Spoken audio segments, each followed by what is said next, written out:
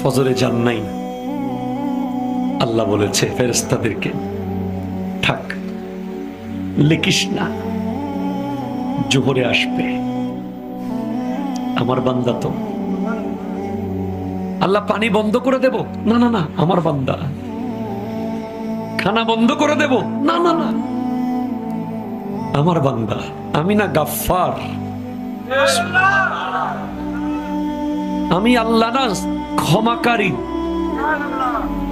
আল্লাহ দোষগুলো দুনিয়াকে দেখাই দেব? না না না, আমি সাত্তার। রহমতের চাদর দিয়ে ঢেকে রেখেছেন। আপনি জান নাই? আপনাকে হাইয়া আলাস সালাহ বলার পর আবার হাইয়া আলাল ফালাহ বলেছেন।